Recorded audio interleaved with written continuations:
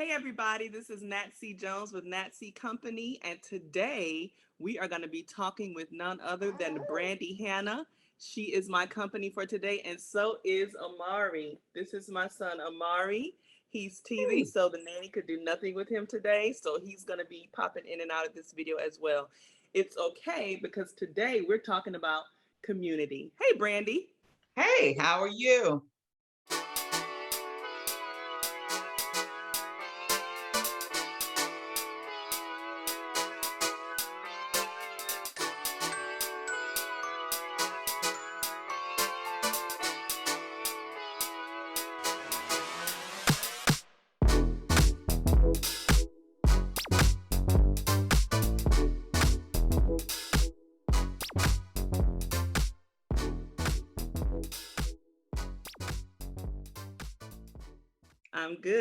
I'm good. All right, let's get this going. All right, Brandy, let's get started. Go ahead and introduce yourself to the audience and let them know about Cornerstone Consulting and Cornerstone Connections. Gotcha. So, good morning again. My name is Brandy Hannah, and I am the founder and director of Cornerstone Consulting and Cornerstone Connections, as you mentioned. To start with, Cornerstone Consulting is primarily consulting for nonprofit organizations. So, I'll start with a little bit of my experience, which is over 20 years of experience in working in many capacities in the nonprofit world. So, starting out in just case management, home visitation case management, working up to program management, program director, and eventually decided to really give back, is how I see it, in terms of my passion and my love for working with organizations that want to better communities, that want to better people in communities. So, what but better way to do that than to start consulting for these organizations that are doing this wonderful work? Cornerstone Connections is my nonprofit organization, and which kind of naturally fits into what I have a passion to do. This is focused on connecting people in need with the resources that are out there for them. Oftentimes, in my work with nonprofits, I work with organizations that have grants and have funding opportunities where there's a very specific demographic that they need to work with. There's very specific guidelines as to the communities and the people that they need to work with. Then on the other side, I hear from people in communities with specific needs, with lack of resources, with lack of knowing what's out there. So it was kind of, at that moment, I'm like, we kind of need an organization that's a bridge to that. And so that's what Cornerstone Connection serves as. The first of the projects, if you will, has been working with the Orange County Neighborhood Centers for Families, and with that, providing clothing to many of the families that they serve. So, Okay, all right, thank you. So, for those of you who don't know, when she says Orange County, she's talking about Orange County, Florida, not Orange County, yes. California, because we know people are going to be watching from all over. Okay, so next question. What do you love the most about community work and doing what you do, and what is the hardest part? I believe that it's part of my calling to work with people, to work with organizations that work with people in communities. Community to me is, a group of people who live amongst one another, who work amongst one another, who have a love for where they live, where they work, and where they play. And because this is an area so familiar with them and that they call home, they want to see things improve. They want to see things get better for their future generations there in that community. And I love that, you have just a group of people so banded together in what a common interest that is. But oftentimes I've found that working in communities that are historically disenfranchised and disadvantaged, a lot of times, unfortunately, they get left off the list when local cities and counties are looking at what communities should they invest in next, what communities are kind of quote up and coming, and where they want to put money into. So I find that sometimes to be a challenge in terms of um, highlighting the importance and really getting that at the top of some lists at these tables that are making decisions on improving and investing in the future of communities. How would you define community exactly? People who don't work in community development hear us use the term the community all the time. Could you let people know what we mean when we say the community? So when we say the community, or what community means to me, um, so these are people who have lived in a specific geographic area, for example, to be very technical, but it's also businesses who have decided to, plant their feet there in that footprint of that community. It's the schools, it's the churches, it's the community centers, it's all of that together, kind of this melting pot of love, if you will, for that particular area that they're in. But also, there's a lot of other stakeholders, if you will, that are very meaningful to the community. Yes, I often find that people define community two different ways. Developers, I notice, define the community, or it seems anyway, as if they define the community by the buildings and the physical built environment because that's Correct. what they see. Correct. And then people like you and me who've worked in the community, we see the community 100% as the people Yep. of the community. Now, Yes. what kind of conflict have you seen in your work where those two definitions are basically in conflict, where this side sees the community as the built environment and this side sees the community as the people? What kind of challenges have you seen in your work with that?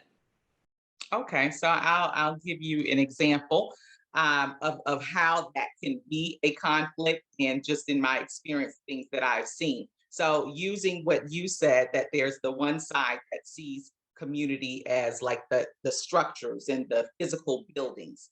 So say if I don't know, in some developers, the city, the county, the state, or federal funds are ready to come in and improve, I don't know, some existing buildings in a community. Great. That's wonderful. But that's what they are calling community.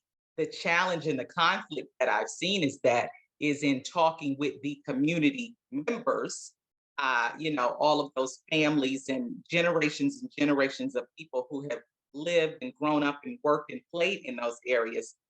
First of all, them not being a part of those decisions on what's improved and where those monies are invested, where they live.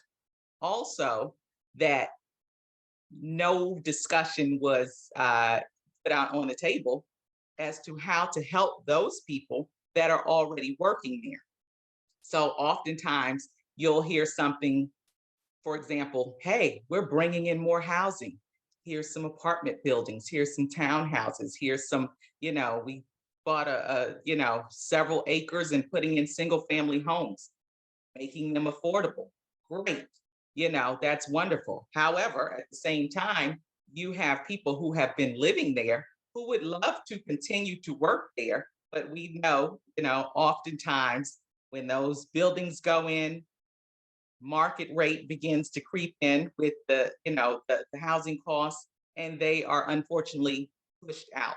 And so that's kind of what I would say is a challenge, is an issue ongoing, and really needs to be something that's put on the forefront as developers and people want to get more involved in helping communities. But I think that the conversation needs to start much earlier than just improving the structures of that community. So I know, like that the whispers amongst the community, and when I say the community, I'm talking about communities of color or low income communities, the Yes. ones that are usually targeted by developers because the land is cheap and available.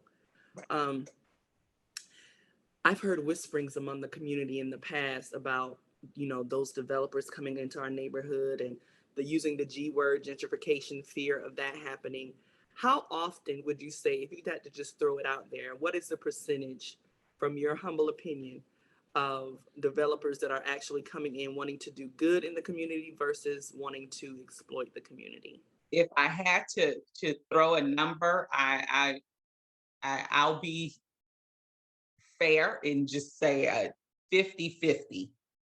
So, there's there has been, of course, historically, and even up to recent history, developers who come in that have no idea about the communities. They aren't even from the same state, oftentimes, have no idea. They learned of some property, as you explained, that was cheap. They can build there, do well, make profit. That's unfortunately how it's been. Now, on the other 50%, there are people and organizations and developers who are getting into the know of how important it is to include communities, to really look at, what are we doing here? Who's already there? How do we get them involved? And I credit that. So there are some things that local government is doing sometimes to make sure that that does not happen in terms of just coming in and kind of bulldozing over, if you will, the will of that particular community. And also, you have people who are uh, very much advocates these days, and that's awesome for the side of the community, for the side of the people. And you have people in the communities that are, really aware of their rights, as longtime existing community members and residents of that particular communities. So they are understanding how powerful that their voice is in speaking up about these things. I want people to know that, we understand that developers have a job to do. So even if they are coming into the community and not really considering the people there, it's not their job necessarily to care. But when there are ones that are promoting that they do care and it's a part of their mission to include the community in the plans, that's always a good thing. And we hope that they're actually able to do what they say in the beginning that they want to do. What are some ways that you think community members, some signs that they can look for to know if they're dealing with a socially conscious development group versus one that could care less who lives there and they're just ready to bulldoze the neighborhood down? What signs would let them know that they're dealing with a group or of developers that really cares about the community? First thing that comes to mind is whether or not the developer came to them before they see or hear of any signs of development, or that big sign goes up, stakes in the ground in their community, or they start to see, stories on the news or whatever it is. Have they come and talked to them first? Have they made it a point to come to their local community meetings, or made it a point to hold it themselves, and really want to get honest feedback from the residents in that community? Like, that's number one sign to me. Because again, oftentimes it's literally passed by one day. Oh, wow, this plot of land has been purchased now. And wow, a 200 unit building is going here. Yeah, That it's kind of, it's yeah. it's just common courtesy. I think of the community, the members, as residents or as I want to say owners, right? Hmm. And the community as their home. So if Hmm. you have a home and you're living in your home and you look in your backyard and somebody has pitched up a tent in your backyard, they Hmm. haven't knocked on the door to say hello, they haven't said anything. Now, of course, developers have the right to do things in these communities, Hmm. but it's still a matter of social intelligence, emotional intelligence, and just courtesy and consideration to appreciate enough and to respect the community members enough to connect with them ahead of time and not just once everything has fallen apart. And now, because here's the thing, and I mentioned this on another video, if they don't consider the citizens, the developers have to get the commissioners and the politicians on their side to do, they have to get their permission to do Of whatever they want to course. do in their district. Yes. Well, the politicians are moved by the people, because if the politicians don't do what the people want them to do, they won't get voted back in. So then the developers have to circle all the way back around and consider the people that they stepped over in the beginning. I see it Absolutely. time and time again. And I really Yes. wish that they could understand it would be a lot easier to just not start the fire in the first place, so that you don't have to call the fire department, if you will. Absolutely. But yeah. Absolutely. And when we talk about this also, I mean, every community, every city, every state across this country, we hear it time and time again now, you know, they want sustainable solutions. To me, sustainable solutions absolutely includes having the people who have been living there in the first place a part of the planning of what's happening and what's going on in that community. Sustainability, doesn't look like, as you described, pitching up a tent. And I haven't even said hello to the people who are living there.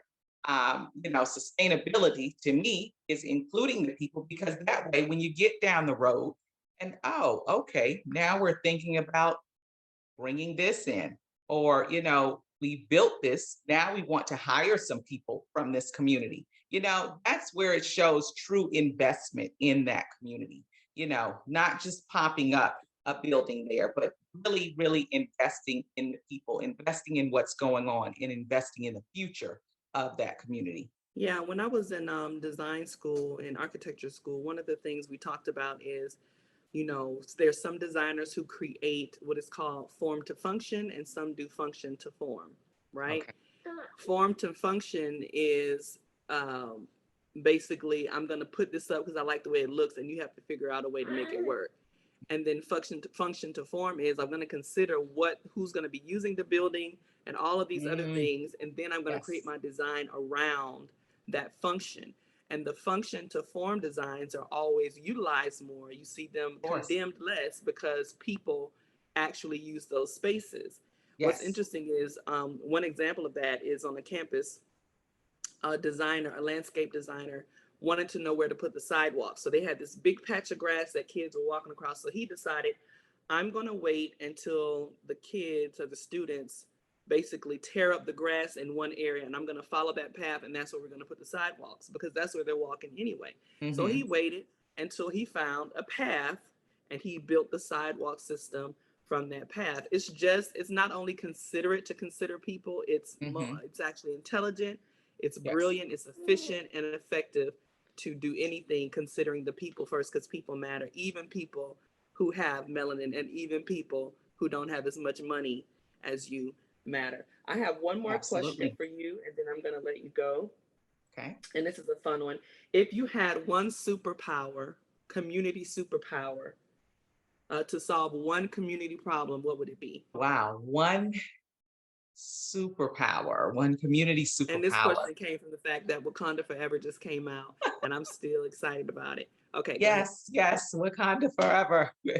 I would say the superpower of uh, compromise.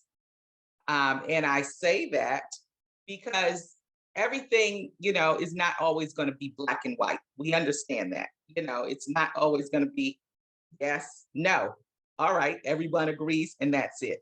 But there's a very uh, uh, uh, necessary power and strength in compromise. Compromise is saying that, you know what, I respect your reasoning, I respect your answer to, whatever the issue may be, and vice versa. I respect what you're saying. I hear you, you know, and so let's talk about that. Let's compromise to see how, okay, we understand you want to bring this building into the community, and yeah, we understand that you have been here for 40, 50, 60 years. So how can we compromise and make this work? There's a way to do this. There's a way to consider the people who have been there already. So I would say that compromise would be my I love it. superpower. Yes. Love it, love it, love it. Well, I'm going to go ahead and do this now. I'm going to announce that Brandy Hannah is also going to be the new executive director for the CLIC, the Community Life Improvement Center, which is a nonprofit that I founded that creates community development from personal development. And her company, Cornerstone Consulting, and the CLIC will be merging in the future, and Brandy will be heading up the entire operation. So we're really excited about that. This is the first time that we've mentioned it publicly, and you'll see more information coming out about that in the near future. And so now is the time, Brandy, for you to go ahead and share how people can connect with you, social media, email, website, whatever you got. Go. Sure. Well, thank you so much for that. And I just want to say I am super, super excited to get things really rolling with the click. But also, this merge of the goals and the mission of Click aligned with the goals of Cornerstone Consulting and Connections. So super, super exciting time. You can reach me Facebook. It's just Brandy Hannah. Very, very easy. BrandyHannah. You can visit cornerstoneconnectus.org and Cornerstone Consulting .group. You can go there, and those are the websites. You can contact me. Look forward to working with y'all. Cornerstone Consulting is the for-profit, and Cornerstone Connections is the nonprofit. Yes. Well, thank you so much, Brandy, for coming and spending time with Nat and being Nat C's company, because that's what you were today. Thank you. Thank you for sharing your insight on community matters. Absolutely. And thanks, everyone. Thanks to everyone for listening. And Amari was really good. He was quiet. Thanks, Amari. Say goodbye.